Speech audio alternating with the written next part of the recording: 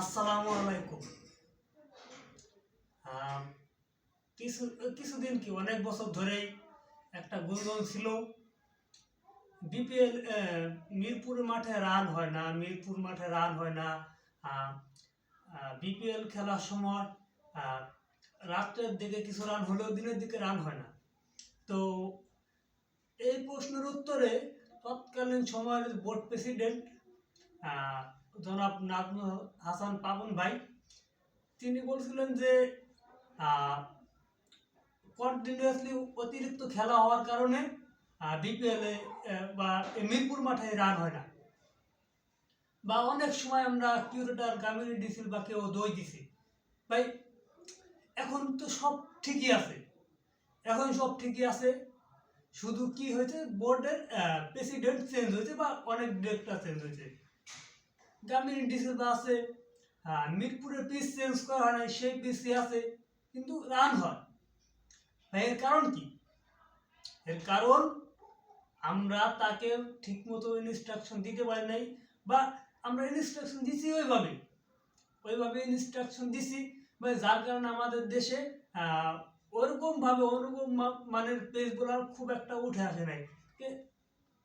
দেখেন, হাতে গোনা কয়েকজন পেসার আছে, মাশরাফি ভাই, তাসকিন ভাই, এই দুজন ছাড়া আর মুস্তাফিজকে প্রপারলি পেস বোলার ধরা হয় না। আমরা ওনাকে একটু জোরের উপরে স্পিন বোলার হিসেবে গণ্য করি। তো সবকিছু হিসাব করলে দেখেন, মানে এখন তো ঠিকই রান হয়, এখন বলাররা চ্যালেঞ্জ পাইতেছে, ব্যাটাররা বলারদের উপরে বেশি একটা চ্যালেঞ্জ জেনারেট করতে পারতেছে। আগে কিন্তু ওইসব হইতো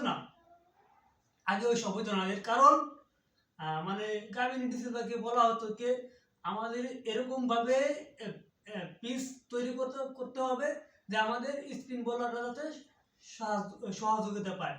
এর কারণে বাংলাদেশ আজ পর্যন্ত, শুধু এই কারণ না, এর সাথে আরো অনেক কিছু জড়িত আছে, কিন্তু এটা অনেক বড় একটা কারণ।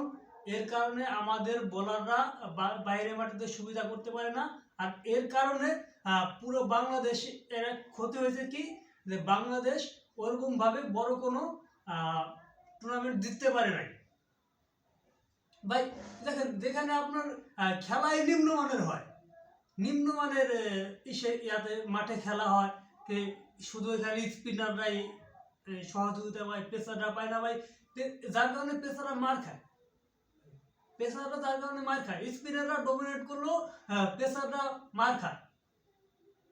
যাক, বিগত 2-3 বছর ধরে আই থিঙ্ক ডোনাল্ড স্যারের সময় থেকেই আলহামদুলিল্লাহ আমাদের পেসাররা খুব ভালো বল করতেছে, খুব ভালো পারফর্ম করতেছে। কিন্তু তারা কি হয়েছে ভাই, এই জন্য ভাই সব কিছু আপনি ভাই আপনি একটা কাজ করবেন বা একটা যুদ্ধে যাবেন, আপনার সব সরঞ্জাম আনছেন, সব কিছু ঠিকঠাক আছে, কে আপনি যে যুদ্ধে নামবেন ওই মাঠটা ঠিক নাই।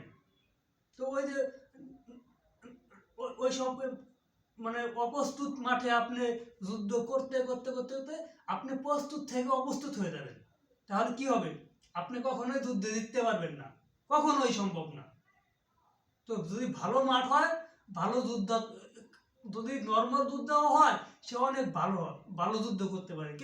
এই জন্যে এই সমস্যাগুলো হয়েছে। আমাদের ভালো ভালো প্রতিভাবান প্লেয়াররা, যারা এমনি আমাদের প্লেয়ারের পাইপলাইনের পটেনশিয়ালিটি কম, এরপর আমরা তাদের ব্যবহার করতে পারি না, যার কারণে আরো পটেনশিয়ালিটি কমে গেছে ভাই। যাই হোক, এখন থেকে আই হোপ ইনশাল্লাহ পরবর্তীতে আর এরকম হবে না, ভুল হবে না, কে আস্তে আস্তে এখন মিরপুরের পেস ডেভেলপ হবে। আই হোপ ইনশাল্লাহ যে মিরপুরের পিচের মতো বাংলাদেশের ক্রিকেটও ডেভেলপ হবে। এই বিষয়ে আপনাদের মতামত কি, কমেন্ট বক্সে অবশ্যই জানাবেন। ভিডিওটা ভালো লাগলে লাইক দিয়ে একটা শেয়ার করে দিবেন, আর পেজে ফলো দিয়ে আমাদের সাথে রাখবেন।